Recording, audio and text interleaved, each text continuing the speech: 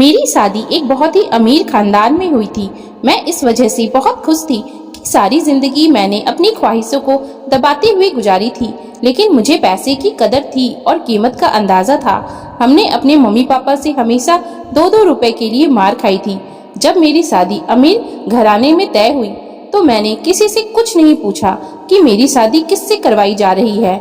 मुझे तो बस इस बात की खुशी थी कि मैं बिहाकर इस जेल से निकलकर एक बड़े से महल में जाऊंगी, जहां आगे पीछे नौकर मेरी सेवा करेंगे और मैं बस उनको हुक्म दिया करूंगी। बात भी ऐसे ही थी। मेरी बारात मेरे घर के अंदर दाखिल हुई तो मैं सोच नहीं सकती थी कितने स्मार्ट और महंगे महंगे कपड़े वाले लोग जो मेरे घर पर आए हैं वह मेरे ससुराल वाले हैं। उन सबके चेहरे पर बहुत ही खूबसूरती और चमक धमक थी। हमारा मोहल्ला तो एक गरीबों का मोहल्ला था। हमने तो मेकअप भी सस्ता वाला करा रखा था, लेकिन जब ये लोग मुझे बिहाकर अपने घर ले गए मैं उस घर को देखते ही रह गई। घर क्या था, राजा महाराजाओं जैसा महल था। दुनिया जहाँ की रोशनी और खूबसूरती उस महल में बिखरी पड़ी थी। मुझे लगा मैं किसी नई दुनिया में आ गई हूँ। अब घर में आने के बाद मुझे सबसे पहले अपने पति को देखने की जल्दी थी, क्योंकि मेरी माँ पापा ने मुझे मेरे पति की फोटो भी नहीं दिखाई थी। बस कहा था कि तुम हमारी अच्छी बेटी हो, और अच्छी बेटियां अपने पति को देखने की जिद नहीं करती। हालांकि लड़कियों को ये हक है कि वह अपने होने वाले पति को देखे, पर मेरे पापा ने और मेरी माँ ने ये हक मुझसे छीन लिया था। जब मैं अपनी ससुराल में दाखिल हुई तो मेरा स्वागत मेरी सास ने किया था और मुझे मेरे पति के कमरे में बिठाने की बजाय मेरी सास के कमरे में बिठा दिया गया था। मैं समझी थी कि शायद उन लोगों को कोई रस्म करना होगा। फिर कुछ और लड़कियां उस कमरे में आई, छोटी मोटी रस्में की, पर मेरे पति ने चेहरे से सेहरा नहीं हटाया। मैं तो खुद नजरें झुकाकर बैठी हुई थी। मैं अपने पति को उस वक्त देख नहीं सकती थी, पर मैं किस्मत की मारी। मुझे क्या पता था कि अब मेरी मुश्किलों का दौर शुरू हो चुका है। सब लड़कियों के कमरे से जाने के बाद मैं उम्मीद कर रही थी कि मेरी सास मुझे उठाकर मेरे शौहर के कमरे में ले जाएंगे, मगर ऐसा कुछ भी नहीं हुआ। वह कमरे को बाहर से बंद करके चली गई। मैं पीछे उनका इंतजार करती रह गई। लगभग आधा घंटा गुजर गया। जब मेरी सास न आई तो मुझे फिक्र होने लगी, कहीं मुझे कमरे में बंद करके तो नहीं चली गई। दिमाग में अजीब अजीब से ख्याल आ रहे थे। पति से मिलने की भी जल्दी थी, क्योंकि शादी के बाद हर औरत की ख्वाहिश होती है कि उसका पति अपनी मोहब्बत का इजहार करे, उसे ढेर सारी प्यार भरी बातें करे। पर यहाँ तो ऐसा कुछ भी नहीं था। बैठे बैठे मेरी कमर अकड़ने लगी थी। इससे पहले कि मैं बेड से उठकर दरवाजे तक जाती, कमरे का दरवाजा जोर से खुला और मेरी सास किसी तूफान की तरह मेरे कमरे के अंदर दाखिल हुई। लेकिन हैरत उस वक्त हुई जब उन्होंने कमरे को अंदर से कुंडी लगा दी। ये काम तो मेरे पति का होता, मैं दिल में सोचने लगी। मैंने नजरें उठाकर अपनी सास की तरफ देखा तो मेरे करीब आकर बैठ चुकी थी। वह मुझे बहुत ही गौर से देख रही थी। फिर थोड़ी देर बाद बोली, बेटा, मैं अच्छी तरह से जानती हूँ कि तुम्हारे मन में क्या चल रहा है। तुम यही सोच रही हो कि मेरा पति कमरे में अब तक क्यों नहीं आया और मेरी सास बार बार मेरे कमरे में क्यों आ जाती है और तुम्हें कमरे में बंद कर देती है। तो बस बेटी, मैं नहीं चाहती कि तुम्हारी खूबसूरती को किसी की नजर लगे। मैं तुम्हें तुम्हारे पति के पास भेजूंगी, जरूर भेजूंगी, पर अभी उसका टाइम नहीं आया। तो फिलहाल मेरे कमरे में बैठे रहो, और हाँ, ऐसा करो कि ये कपड़े बदल लो और कोई कंफर्टेबल से कपड़े पहन लो ताकि तुम्हें सोने में आसानी रहे। मेरी सास बहुत अच्छी थी। उनके चेहरे से ही शराफत नजर आ रही थी। पूजा पाठ में भी बहुत ज्यादा विश्वास रखने वाली थी। मुझे भी खुशी हुई कि चलो अच्छी बात है कि मेरी सास बहुत ज्यादा मॉडर्न नहीं है, क्योंकि मैं खुद सीधी सादी और गरीब सी लड़की थी। मुझे अभी तक फैशन और मेकअप करना तक नहीं आता था। मैंने कपड़े बदल लिए और फिर थोड़ी देर भगवान के सामने खड़ी होकर अपने मन की तसल्ली की और बेड पर आकर लेट गई। और फिर पता नहीं मुझे कब नींद आ गई और मैं सो गई। जब मेरी आंख खुली तो मैं अपनी सास के कमरे में ही थी। अब दिन का वक्त हो गया है, तुम अपने पति को बाद में देख लेना। फिलहाल इस वक्त मेहमानों से मिलना है। मेहमान तुम्हें देखने आ रहे हैं। हमने बलिया भी तो करना है। मैं खुश हो गई। मैंने अच्छी तरह से कपड़े पहनकर खुद को तैयार कर लिया और लोग मुझसे मिलने के लिए बारी बारी आने लगे। खानदान की नई सदस्य थी, इसलिए मुझसे मिलने के लिए बहुत सारे लोग आए थे। पर जो भी मुझे देखता वह बड़ी अजीब नजरों से देखता और घूरता। ये ऋतिक की बीवी है। हर मिलने वाली औरत अजीब सा मुंह बनाकर ये बात जरूर कहती कि ये ऋतिक की बीवी है। सारी मेहमान औरतें मुझे मुड़ मुड़ कर ऐसे देखते हैं जैसे मैं कोई अजूबा हूँ। मैं लोगों की नजरों का मतलब नहीं समझ पा रही थी कि आखिर वो लोग ऐसा क्यों कह रही हैं। मुझे देखने आने वाली हर औरत मुझसे ये जरूर कहती कि भगवान तुम पर दया करे और तुम्हारी जिंदगी को आसान करे। मुझे बहुत अजीब लगता क्योंकि मेरे ससुराल वाले बहुत ही अच्छे लोग थे। उन्होंने मेरे साथ अब तक कुछ भी गलत नहीं किया था, बल्कि मुझे हाथों में लिया हुआ था। मुझे ये महसूस ही नहीं होने दिया था कि मैं किसी गरीब घर से आई हूँ। लेकिन मुझे क्या पता था कि ये हमदर्दी मेरी गरीबी की वजह से नहीं, बल्कि मेरी बदनसीबी की वजह से सब लोग दिखा रहे हैं। थोड़ी देर बाद मेरी सास मुझे कमरे में बिठाकर बाहर चली गई। मैंने अपनी सास से पूछा, माँ जी, मेरे पति अब तक नहीं दिखे। बहुरानी, ऋतिक का दीदार करना इतना आसान नहीं है। ऋतिक का दीदार करने के लिए, उसका चेहरा देखने के लिए तुम्हें बहुत सारे इम्तिहानों से गुजरना पड़ेगा। बहुत सारे इम्तिहान पास करने पड़ेंगे। कैसे इम्तिहान? मैं एकदम घबरा गई और पूछ बैठी। तो मेरी सास बोली, पहले तुम्हें खुद को ऋतिक के काबिल बनाना होगा। अगर मैं ऋतिक के काबिल नहीं थी तो उन्होंने मुझसे शादी क्यों की? मेरी जुबान पर शिकायत आ गई। अब जाहिर है इतनी देर से आंख मिचौली चल रही थी। मेरा हक तो बनता था कि मैं अपने पति के बारे में अपनी सास से सवाल कर सकूं। मुझे ताज्जुब हो रहा था कि आखिर मेरी सास मेरे पति से मुझे मिलने क्यों नहीं दे रही है। मेरी बात सुनकर सास कहने लगी, अरे भाई, पति से मिलने के लिए इतनी जल्दी? हमारे जमाने में तो लड़कियां इतना शर्माती थी कि जब कोई रिश्ता लेने के लिए उनके घर आता था तो वह सामने ही नहीं आती थी और फिर पति से हफ्ता हफ्ता नजरें नहीं मिला पाती थी। पर आजकल की वह लड़कियां, उन्हें तो पति से बातें करने का बड़ा शौक होता है। मेरी सास की सोच बहुत ही पुरानी जमाने की थी। मैंने खामोश रहना ही अच्छा समझा। चलो, आखिर अपने बेटे को कितने दिन तक मुझसे दूर रखेंगे? वह भी मुझसे मिलने के लिए बेचैन होंगे, क्योंकि जब मर्द शादी करता है तो बीवी से मिलने का दिल उसका भी करता है। मैं अकेली तो नहीं, लेकिन मेरे पति की तरफ से किसी भी तरह की कोई जल्दबाजी दिखाई नहीं दे रही थी। कहीं से भी कोई आसार नजर नहीं आ रहे थे। इसी तरह से पूरा दिन गुजर गया, यहाँ तक कि दोबारा रात हो गई। अब तो मैंने अपनी सास से कहा कि आज भी मैं क्या आपके कमरे में ही रहूंगी? मेरी सास फिर वही पुराने जमाने की बातें लेकर बैठ गई थी। अरे अजीब बेशरम लड़की हो, तुम्हें बहुत जल्दी है अपने पति के कमरे में जाने की, वह भी शादी के दूसरे दिन ही। मेरी बातों को मेरी सास ने बहुत ही अजीबो गरीब बना दिया था कि मेरा दिल ही उठ गया। अच्छा चलो, एक काम करते हैं, मेरी सास ने मुझे अपने पास बुलाते हुए कहा। मैंने सवालिया नजरों से उनकी तरफ देखा। बेटा, जब तुम्हारा पति तुमसे मिलने के लिए आए तो तुम दोनों के बीच में एक पर्दा होना चाहिए, कम से कम 7 दिन तक। तुम्हें सुबह सवेरे उठकर आरती करनी होगी और सोने से पहले भी भगवान जी की पूजा करनी होगी। हमारे जो पंडित जी हैं, उन्होंने यही कहा है कि 7 दिन तक तुम्हें यह विधि करनी होगी और इससे पहले तुम अपने पति का चेहरा नहीं देख सकती। उसके बाद तुम दोनों एक दूसरे की शक्ल देख लेना। मैं अपनी सास की बात सुनकर चुप हो गई थी, लेकिन मुझे दिल में खुशी हुई कि सास का रवैया मेरे साथ अच्छा था। बस वह ये चाहती थी कि हमारे रिश्ते में भगवान जी की कृपा बनी रहे, एक दूसरे से लड़ाई झगड़ा ना करे। इसलिए मुझे पहले पूजा पाठ का पाबंद बनाना चाहती थी। मुझे अपनी सास की इस सोच पर खुशी हुई थी। मैंने कहा, ठीक है, मैं आज से यह विधि करना शुरू करूंगी। फिर उसी समय से भगवान जी की पूजा पाठ में लग गई। अगले दिन वह अपने हाथ में एक सफेद कलर का दुपट्टा लेकर आई थी। कहने लगी, इस दुपट्टे को अपने सर पर डाल दो, तभी पूजा करना।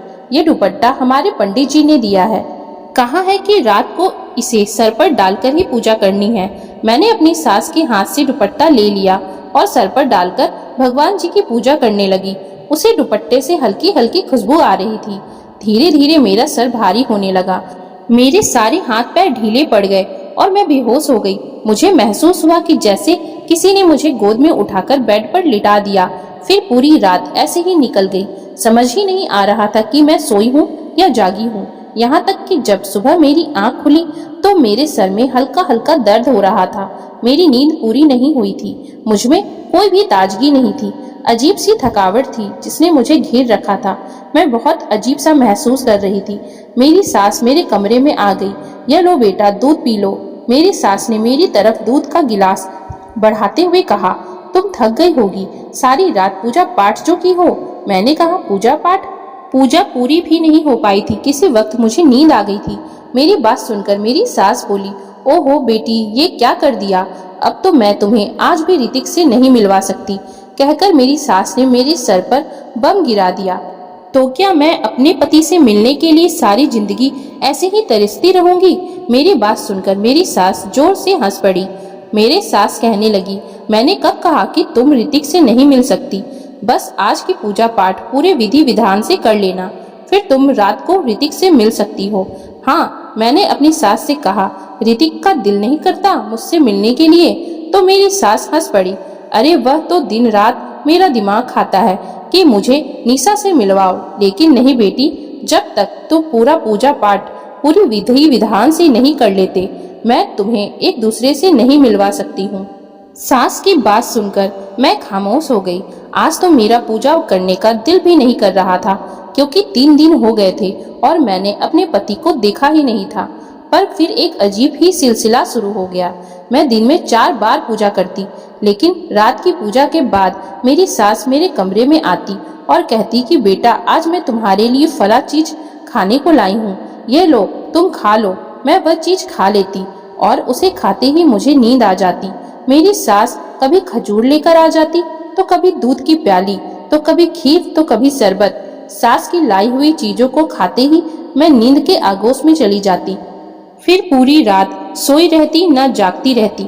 बस ऐसा लगता कि मेरे पास कोई है, मैं किसी को अपने पास महसूस करती थी।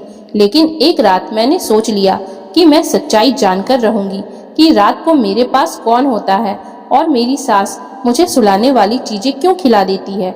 रात होते ही जैसे ही मेरी सास मेरे पास आई और कहने लगी, बेटा, मैं तुम्हारे लिए ये जूस लेकर आई हूँ, इसे पी लो, तुम्हें ताकत मिलेगी। मैंने उनकी तरफ देखा भी नहीं और अपनी सास से बोली, नहीं माँ जी, आज जूस पीने का बिल्कुल भी मन नहीं कर रहा, आप इसे वापस ले जाएं। मैं रात वाली पूजा करने जाती हूँ। तब मैं लगभग 1 हफ्ते से कोशिश कर रही थी कि रात वाली पूजा को पूरा कर लूं, लेकिन मैं रात वाली पूजा पूरी ही नहीं कर पाती थी। इससे पहले ही मुझे नींद आ जाती थी। इसलिए आज मैंने सोच लिया था कि कुछ भी नहीं खाऊंगी पीऊंगी और पूजा पूरी करूंगी। मेरी सास बोली, कोई बात नहीं, पूजा भी कर लेना, लेकिन पहले ये जूस पी लो। लेकिन मैंने अपनी सास को कह दिया कि मुझे जूस नहीं पीना है। मेरे तेवर देखकर मेरी सास मुझे छोड़कर चली गई। वह समझ गई थी कि मैं अब उनके बहकावे में नहीं आने वाली। थोड़ी देर के बाद मेरी सास मेरे कमरे में दाखिल हुई। मैं पूजा करने की तैयारी कर रही थी। मेरी सास के चेहरे से साफ लग रहा था कि मुझे जागता हुआ देखकर वह परेशान है। तीसरी बार मेरी सास मेरे कमरे में आई।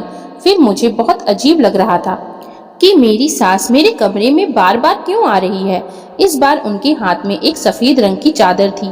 कहने लगी, बहू, मैंने तुमसे कितनी बार कहा है कि पूजा करने से पहले ये सफेद चादर ओढ़ लिया करो। यह लो, मैं तुम्हारे लिए नई चादर लेकर आई हूँ, इसे ओढ़ लो। मेरी सास जबरदस्ती मेरे सर पर वो चादर डाल दी और फिर मेरे साथ वही हुआ जो मैं बिल्कुल नहीं चाहती थी।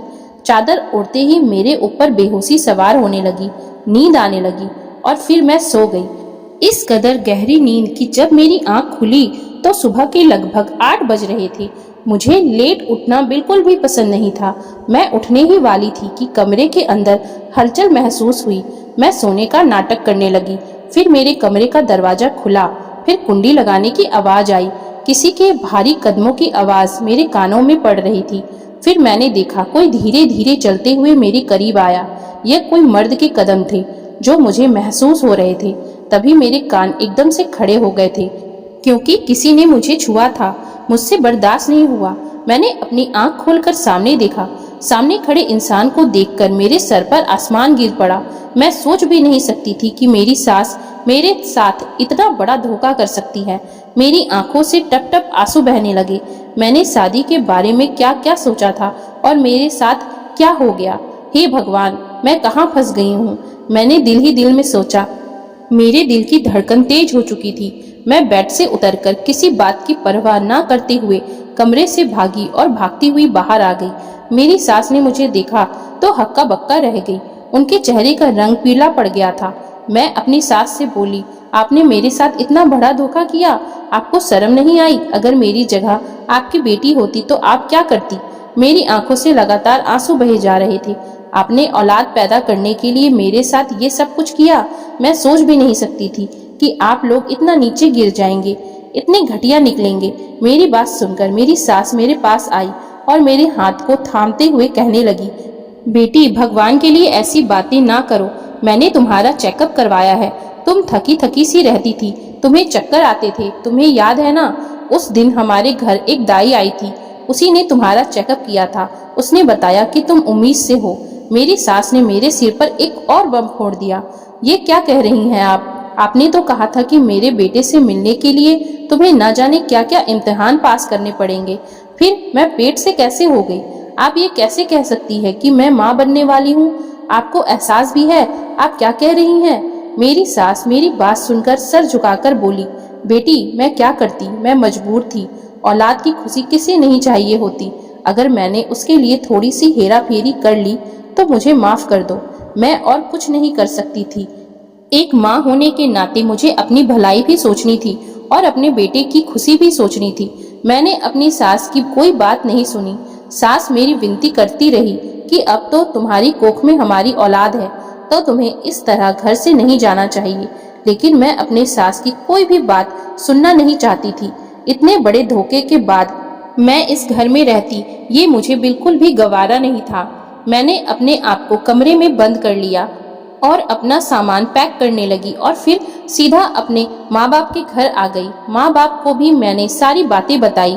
मेरी माँ मेरी बात सुनकर हक्का बक्का रह गई। बोली कि बेटी हमें माफ कर दो, हमें ये सब पता था, लेकिन हमने तुम्हें ये बात जानबूझकर नहीं बताई थी।